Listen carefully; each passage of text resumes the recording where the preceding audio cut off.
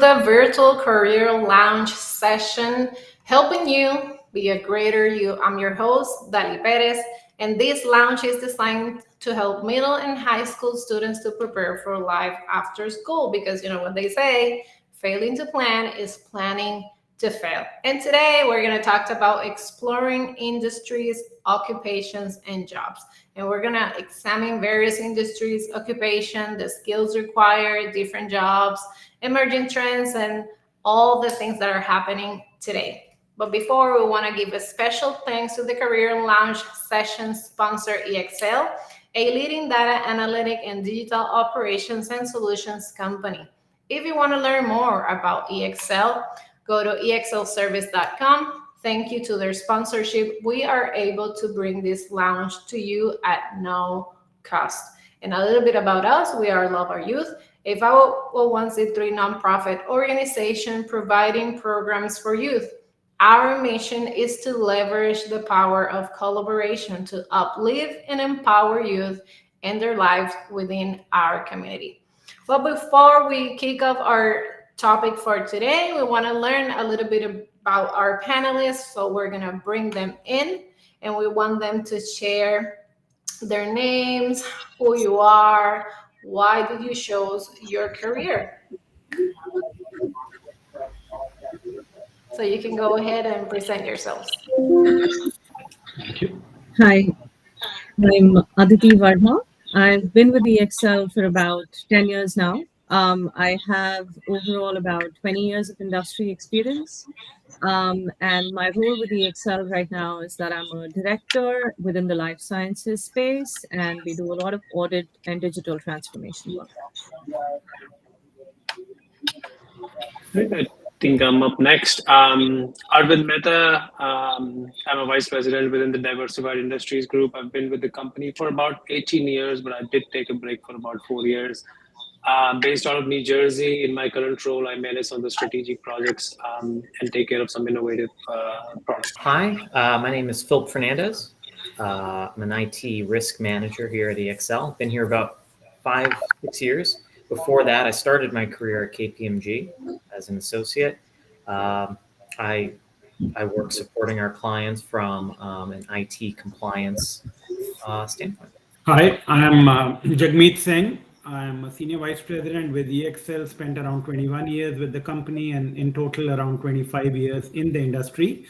I have been working kind of with clients to transform their businesses over the last 2 decades.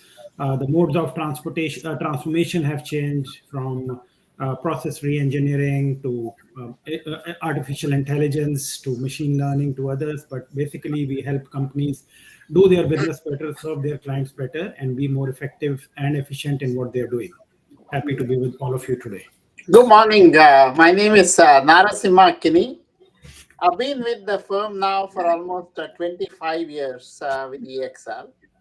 And prior to that, I worked in public accounting world. My role in EXL is to manage two of our businesses. One business is focused on banking and capital market clients. The other one is focused on what we call diversified industries. Thank you all for being here and for sharing your knowledge with the youth.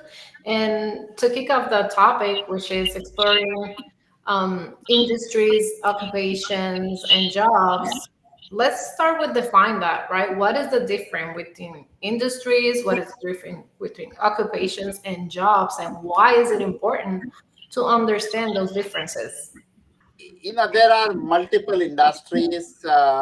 Clearly, some of them are well known to us, like healthcare, financial services, and technology. So we sort of call them as the industries.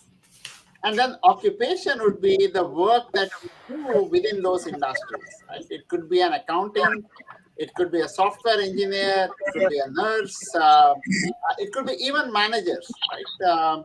So that's the sort of occupation. And job is a specific role in the company. So this could be a managerial role, this could be an individual contributor role, this could be a team leader role. So knowing the differences between this actually helps you to get a bigger picture and also plan your career, right? I mean, where you want to be, in which role, which job, and which industry you want to be, you can plan for yourself and start building your profile around that. Yeah, and just to give kind of an example from the work which we do, a lot of kids nowadays want to explore technology as a broad industry. So that is an industry which all of us are getting exposed to kind of more and more in both in our personal lives and professional lives. So that seems to be a good career choice for a lot of people. So if they want to be in technology, technology is one of the broad industries where there is a good career opportunities. Now within that, kind of there could be multiple different occupations. You could kind of be going into within technology. You could go into the cybersecurity space. You could go into application development and build apps and other kind of other applications which all of us use on our daily lives on our phones and websites and portals. And multiple different kind of broad occupations which could be, you could be a developer and develop, you could support, and you could kind of protect the applications. And then within that there are specific jobs. Say within building an app, which all of us are aware of, there are multiple different jobs. You could build the front end of the app, which all of us interact with on a daily basis. You could write the code behind which that app, or using which that app works, or you could manage all the data behind that and then kind of use the data to run the app. So there are multiple, maybe 20 to 30 different kinds of specific job profiles which are needed to build an app. And then hundreds of different kind of job profiles come together to make an industry. So that's how we kind of want to see all of this. Awesome. And one of the things that you mentioned is, building an app, like technology, cybersecurity, and all that. So in this, world that we're living in, there's a lot of jobs and things that AI that a lot of people is focusing on. So what will be your take in that, in the sense of, do we need to, or the teens need to be looking at those specific industries or occupations or jobs because that's now the trend, if you will? Or do you think that they should be pursuing their passion? Because some of the things that people is saying, and we can hear, is that some of the occupations right now may go like archive, if you will, and because everything is evolving. So what is your take in that, in the sense of the era that we're leaning into as term of AI and all that? So I think, look, at the end of the day, a lot depends on where your interest lies, right? And at the same time, you want to draw a balance between what your passion is and how you can be practical about things. So while some of the more traditional jobs in the sense can give you a lot of stability because they're time tested, they have a certain stability around them, there's financial stability, there's guidance available, that you will have a set career path. Some of these new emerging technologies may not offer you that. They may offer a lot of excitement, but you will actually be on the journey to discovering what it will finally be. There's definitely a certain risk factor associated with it, but I think what it calls for is really knowing, one, what do you enjoy doing, what gives you happiness, because at the end of the day, whatever job it is that you do, even if it's your own work, you want to be an entrepreneur, you're going to be doing that for more than half the day, right? So you want to be happy doing what you're doing, and at the same time you want your future to be safe and secure. So I think it calls for a lot of interaction, do a lot of networking, read a lot, research a lot, go to these job fairs, join a lot of summer camps and the boot camps where they can give you that information. Sometimes even reading biographies of people who've been these different jobs can do a lot. And with AI emerging the way it is, I think just research and reading will really help you figure out if that is the direction that you want to take. And if you give more importance to flexibility over stability, then definitely that could be a path that you want to take. just to add, like having two teens at home, I know there's a lot of fear around AI, but that AI is going to take away our jobs, and whether we will have all of these technology and cybersecurity related jobs, 5 years from now or not. But the truth is, AI is here to help us work smarter. So it's very important for the teens to understand that space, and sort of fearing away and thinking that, hey, there will be no developers 5 years from now. That's not the case.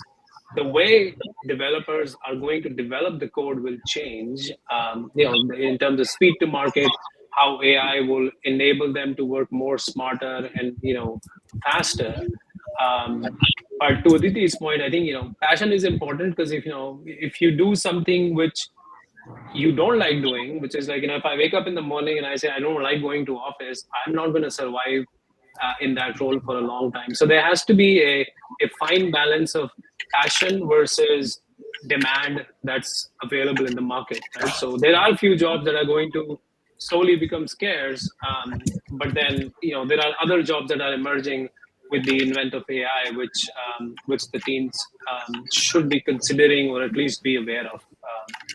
So that's all I would say. Going back to what the some of the earlier speakers were saying, the balance between passion and kind of practical uh, career choices. I think if as long as you're kind of focused and you think about it, you can have a little of both. Maybe, for example, maybe you love animals, but your skills or your current study path is around development, software development or something like that. For example, that doesn't necessarily mean that you can't be involved in that industry. There's veterinary services that need software development. There's agriculture industries that are going to need software development. I think it's important to kind of understand that even though you're in a career path that maybe isn't exactly what you were thinking, what you wanted to be when you grew up, there's always a way you can kind of still kind of interact with your passions while maybe being in a more technology focused path than you had originally realized. There's opportunities out there. And people who say want to look beyond technology, not obviously every one of us will have kind of want to build a career in technology, but if you want to look beyond technology, the whole AI is creating a ton of jobs which are linked to AI or are created by AI, but run kind of way beyond technology. There are jobs nowadays in how the human AI collaboration will work. How will people interact with machines? How will people interact with things which we cannot see now? Because a lot of the software development kind of applications earlier we were able to interact with, but AI does a lot of work in the background. So how does that kind of interaction happen? There's a lot of jobs in creativity, in storytelling, because that's what is now being prompted into the machines to build and generate new content. There are jobs around prompt engineering, which are not very core technical jobs, but still enable the user to interact with AI and Gen AI kind of systems to get the right kind of outputs. A ton of jobs being created in the whole trust compliance kind of space, because there are guardrails which need to be developed by anything which AI does. And we've all heard about things like AI hallucination and all. So there is a lot of legal trust compliance kind of focus now in with the advent of AI applications. So the point is, obviously, AI will take away a few jobs, but it will create a whole slew of industry of jobs. So if somebody's passion lies in any of these areas, AI will enable kind of them to work in the new world in their area of choice.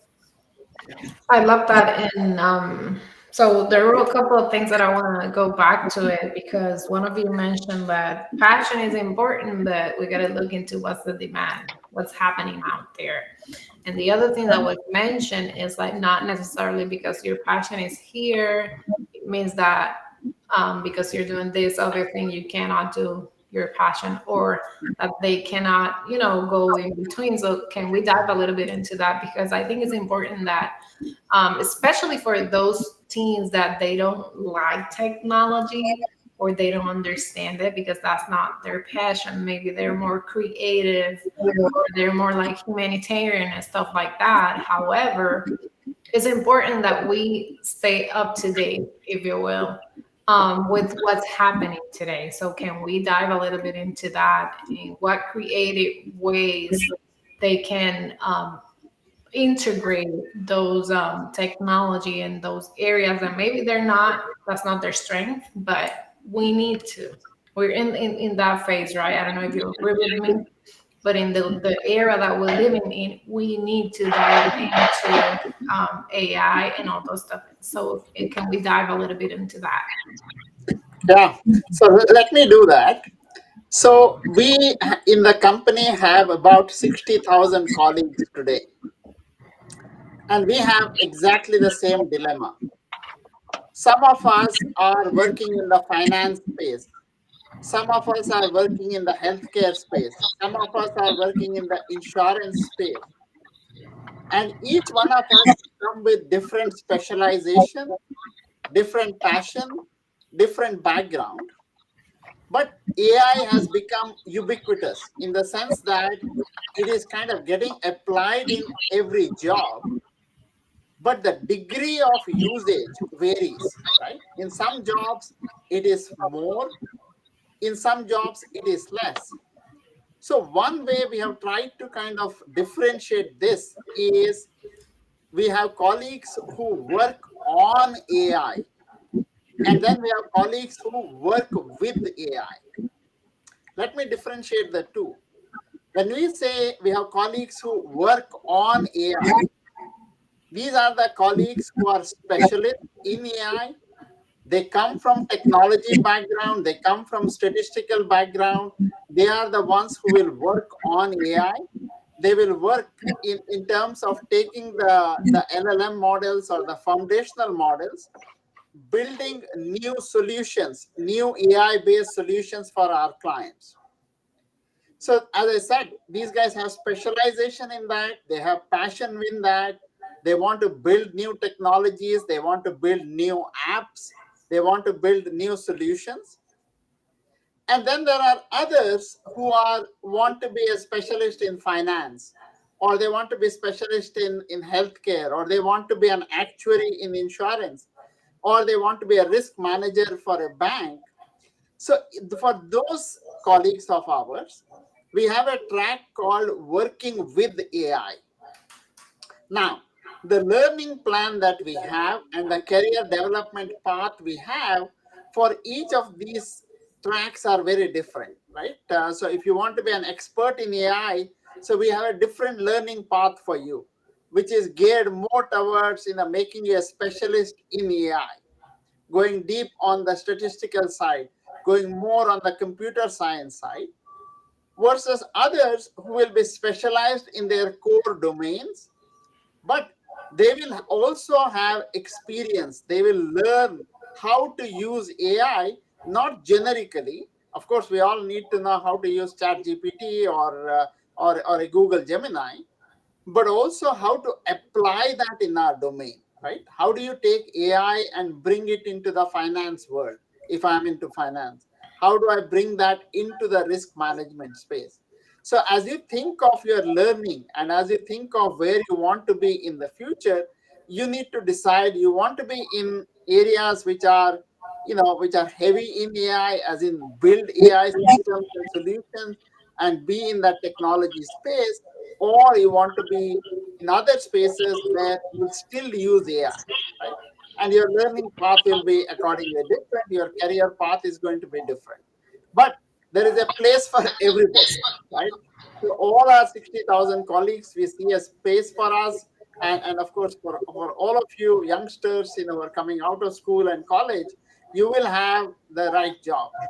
Technology, and we have seen this in the past, when the technology hits the wave first, there's always a fear. There's a fear of unknown as to what this technology is going to do, what kind of disruption is going to happen. But then slowly and gradually we adopt this technology, and it becomes an integral part of our life, right? We can't live without it. Today we can't live without an iPhone. Or just think of the cars. When the cars were first introduced, there were a lot of fear. Cars were thought to be the most dangerous machine. But today we can't live without the cars or the buses, or whatever the mode of transportation that we use. So I think this is exactly like that. I don't think there's a need to be afraid of technology, but there's a need to learn the technology and use it in the domain that we want to be. Really, I'll extend this example on what kind of Kenny said on two jobs, and I'm actually working with a few students, some here, some internationally, in two fields not related to technology, but those enabled by technology. And I'll take two different examples. One is teaching. A lot of students might want to go into the academia. They want to kind of either be teachers and professors, or they want to create the content and enable kind of students learning. So there is a lot which is again being enabled by the new AI tools and technologies solutions, in terms of the new content creation, in terms of how content is delivered to the students, how content is being consumed by the students. Earlier, it was, if you go 10 years back, maybe 95% of this teaching was done all in person in classroom. But now they are saying another 5 years from now, probably 50% of the coaching and teaching will become virtual, and 50% will remain in classroom. So the whole ecosystem around the teachers and the students and the academia is changing, and it is being enabled and led by AI and the new technologies, but it is not disrupting the core principles of somebody being able to impart meaningful education to students. So that's kind of one industry. Again, you can remain and in that industry maintain your passion of being in academia, but still do a lot more using AI. Second, very different space is wellness coaching. Again, kind of working with a student internationally who wants to go into wellness coaching, be a nutritionist. Again, there is so much available with the newer technologies which can enable a person to be a wellness coach. So it's no longer just about kind of the basic macros of nutrition and helping. Now they have solutions and tools and apps available which can tell a lot about person's physiques, their eating habits, and link them to the right food habits, link them to the right lifestyle habits given their profession and given where kind of how their lifestyle is. So a lot more enablement can be done for a wellness coach, for a nutritionist, to now give solutions which are very specific to individuals and not just make it very broad based. So these are just very two kind of simple examples, but any industry you pick, we will see that AI is able to or AI or the newer technologies are able to meaningfully and positively impact how we are able to serve our customers in that industry better. I was thinking about when you asked that question. I was thinking about when I first started. I'm old, but I'm not that old. Maybe when I first started as an associate at KPMG, when we uh, did our audits, our IT audits were supporting the main audit. It was all still paper based, so no spreadsheets, no Word documents, nothing was digital. Everything would need to be printed out and numbered. Each page, you'd have to physically initial and sign that you completed your work. And for everyone in the audience, think about your classroom, maybe one of the long walls in the classroom that you're typically in. Imagine floor to ceiling papers. And that was the entire audit, thousands and thousands and thousands of sheets. And if there was an issue or there was an error that needed to be done, needed to be fixed, you needed to find that specific page or that specific package, pull it out, redo it, and then replace it in the same spot. Make sure everyone initialed and signed that needed to. There's usually 2 or 3 people that needed to sign off that they reviewed those documents. And I think about that was, I think, my first audit, And over the years, we've moved to full digitization um, over time, and it greatly sped up and improved our overall work and quality. And then we moved to kind of dedicated audit applications that housed all of our documentation, all of the work that we did all in one spot instead of having kind of a shared drive with disparate files. And now we're moving, the past few years has been more and more of a push to kind of AI supporting some of our testing, providing some initial insights, um, and some initial review of documentation or testing before we really go in and finalize our documentation. So regardless of what interest you have, whatever career you have, no matter how much technology is involved with it, if there's none, there's going to be.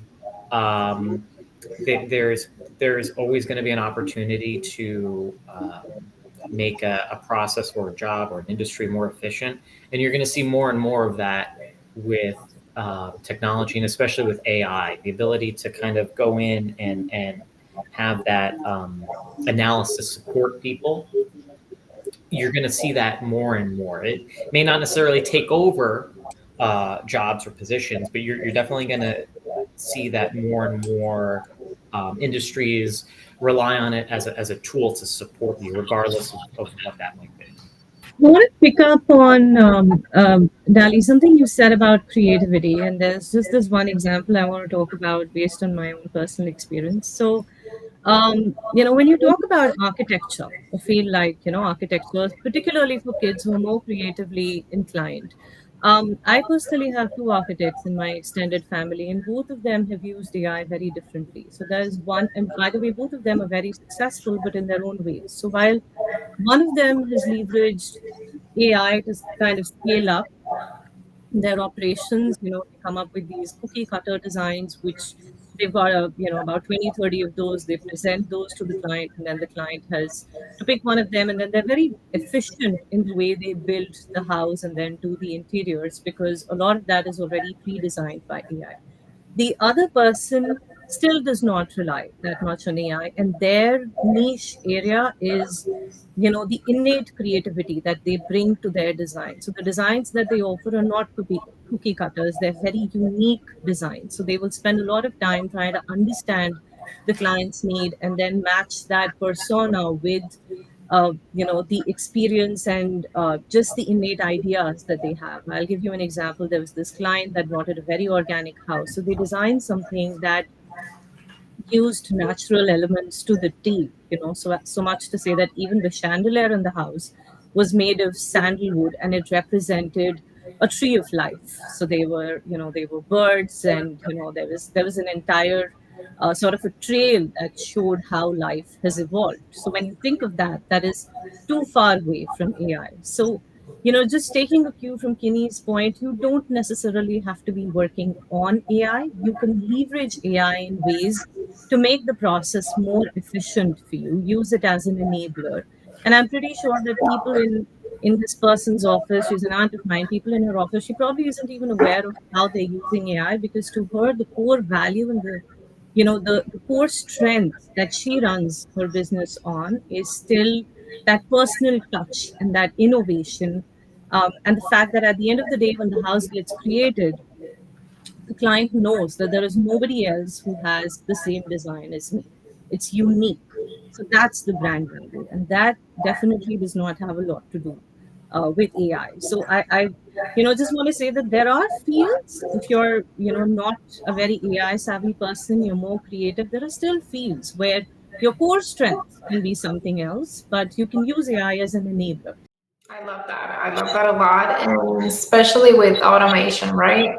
So some of you mentioned coaching, and then Philippe, the transition from the stack of papers to everything digital to leverage what we have, and talking, for example, about coaching, you sit one on one with the coach, but then you can have an automation where people go in, they schedule their appointment, they pay it online, and then you just show up to the session versus you need to call, you need to pick their call, you need to book them, you need to look your calendar. So if you automate all that, you save time and make more money, right?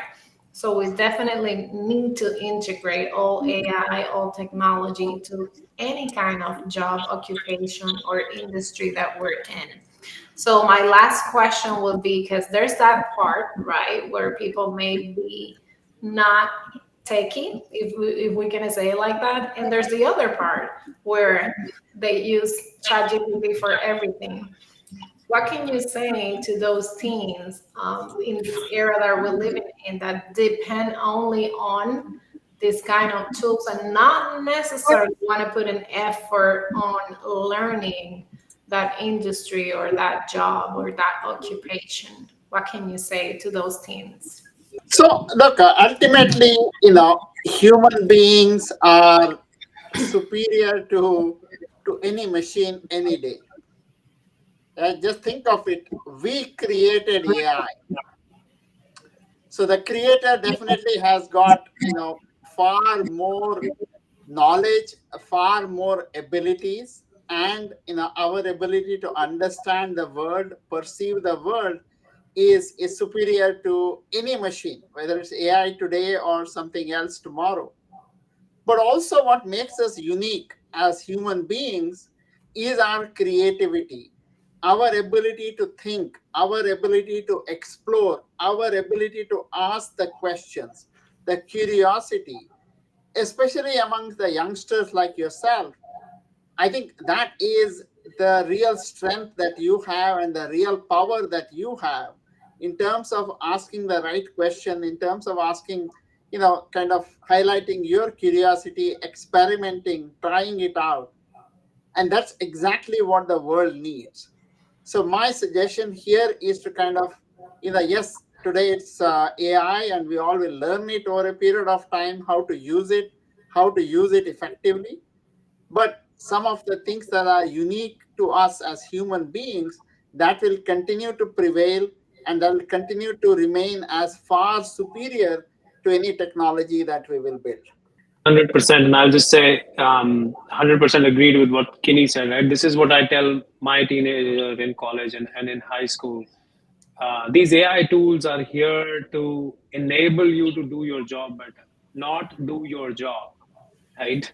And the more and more you just rely on these, your ability to think analytically, brain development, especially in the early ages, and there are like several articles I'll tell you how, when they conducted a research with students using chat GPT versus not using chat GPT, and how the growth of the brain and the cells was significantly more with people who were not completely reliant on it. So I think, just to summarize, as we've said, right, these AI solutions are there to enable you to do your job better, not to do your job. So, usage of AI is equally important.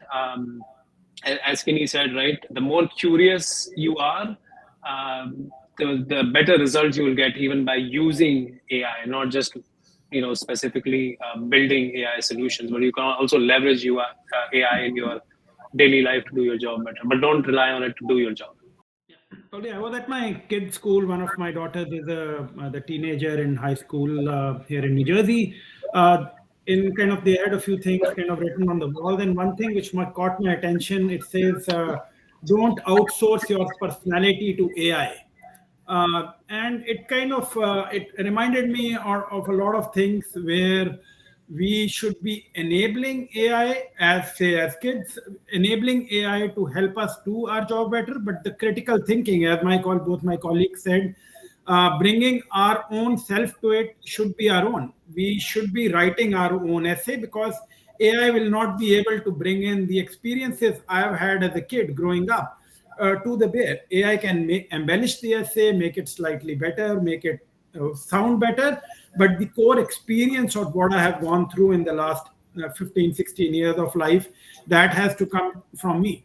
Or what I see, the way I see life going forward from here, what I want to be, what experiences I want to gain, those are my own personal experiences. I do not, again, I can ask AI to help shape some of the career, some of the places I want to visit, or how I want to kind of live the next 5 years of life more financially sound than others. but the core experience of how I want my life to be from here on should be my own. So I think that's kind of one message I would love to give the kids. Kind of don't outsource your life to AI. Enable it to make it better, but still bring your creativity, your thoughts, and what you want to do to your everyday life.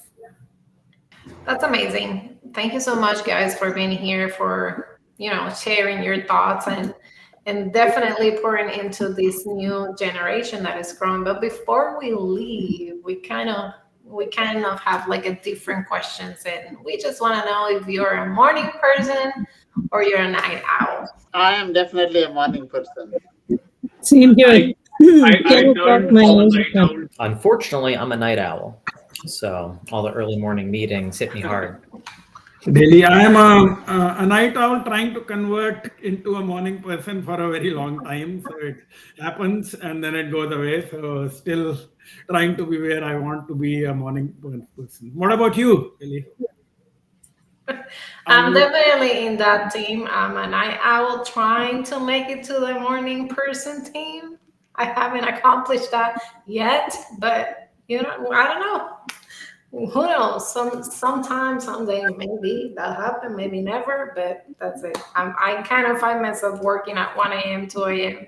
because it's my creative time, if you will. So I'm definitely a night owl. Thank you A so lot of much. the kids tend to be night owls. So if you publish this part of the thing, they will say these guys are morning people and we can't relate to them. Yeah, definitely. Thank you so much for being here today, for sharing with us your thinking, your thoughts, and pouring into our next generation, and for taking the time to be part of our Korean Lounge sessions. And thank you, all of you, for joining us, for being with us today, for being part of these Career and Lounge sessions. We hope today's conversations has given you insight and clarity on making plans for life after high school. And we want to give a special thanks to the Career Launch Session sponsor EXL, a leading data analytics and digital operations and solutions company. If you want to learn more about EXL, go to exlservice.com. Thank you to their sponsorship. We are able to bring this lounge to you at no cost.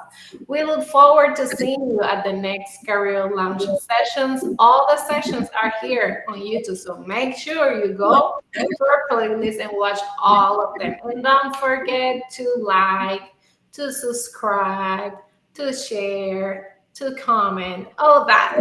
We hope to see you here in the next session.